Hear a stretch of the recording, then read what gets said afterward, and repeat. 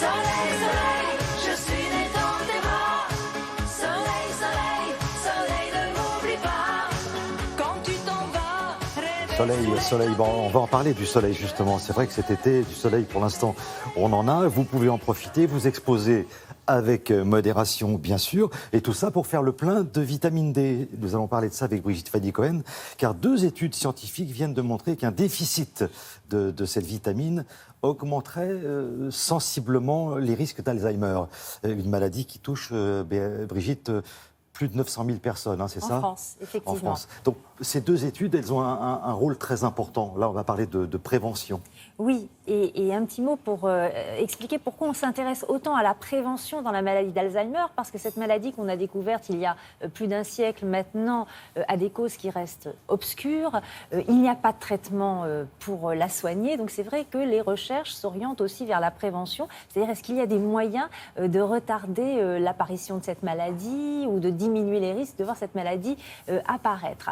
Alors plusieurs pistes ont été évoquées, le fait de faire une activité physique, bien que des dernières études remettent un petit peu en cause cet axe de prévention. L'activité intellectuelle, c'est un moyen de prévention également, ainsi que l'alimentation. Notamment, on a montré qu'un régime du style méditerranéen diminuait les risques de voir apparaître cette maladie, ou en tous les cas pouvait retarder l'apparition de cette maladie. Et là, 2 études publiées par des chercheurs de l'INSERM ont montré qu'un déficit en vitamine D pouvait jusqu'à multiplier par 3 les risques de voir apparaître la maladie d'Alzheimer. Alors ces chercheurs de l'INSERM ont étudié 2000 personnes âgées de plus de 65 ans. 60% d'entre elles étaient carencées en vitamine D, et ces chercheurs font un lien effectivement entre cette carence en vitamine D et la maladie d'Alzheimer.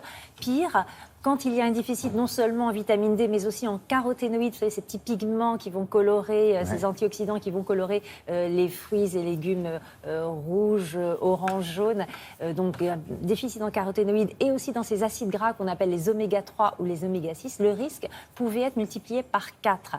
Donc, comment comprendre ces résultats ? Quel est le lien finalement entre la vitamine D et notre cerveau ? Comment agit-elle sur notre cerveau et comment peut-elle prévenir éventuellement ou diminuer les risques de développer la maladie d'Alzheimer ?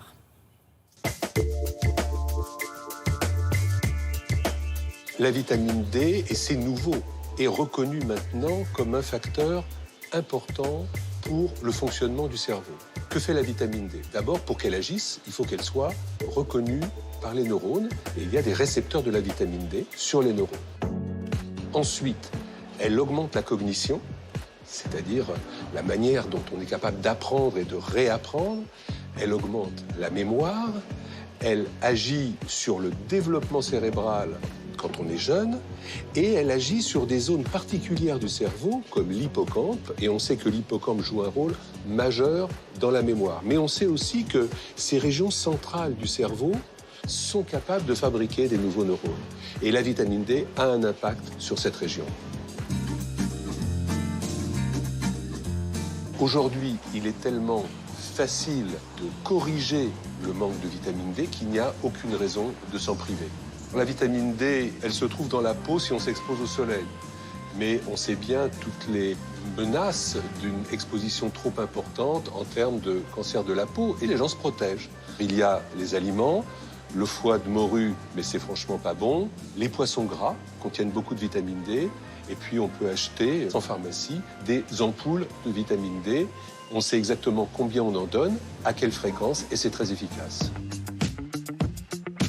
Cette étude montre effectivement que les caroténoïdes qu'on trouve dans les légumes rouges et oranges, les carottes, les tomates, les poivrons, et les oméga 3 et les oméga 6, qui sont des acides gras polyinsaturés qui jouent sur la fluidité des membranes des neurones et qu'on trouve dans les poissons gras, par exemple, ont un effet bénéfique par eux-mêmes, préventif, sur le développement de la maladie d'Alzheimer. Et ce qui est encore plus intéressant, c'est que ça renforce l'effet bénéfique de la vitamine D.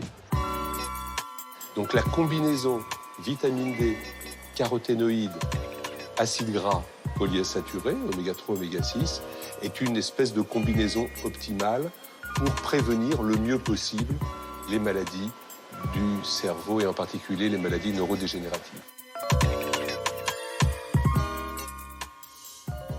Donc voilà, bien prendre en considération que la nourriture, hein, c'est un domaine très très important qui peut Oui. prévenir justement. Effectivement, et en particulier le régime méditerranéen qui a montré des bénéfices vraiment dans de nombreux domaines, donc vraiment très positifs pour la santé en général. Voilà, et si vous voulez plus de renseignements, évidemment, vous allez sur le site de Télématin. Merci beaucoup, Brigitte.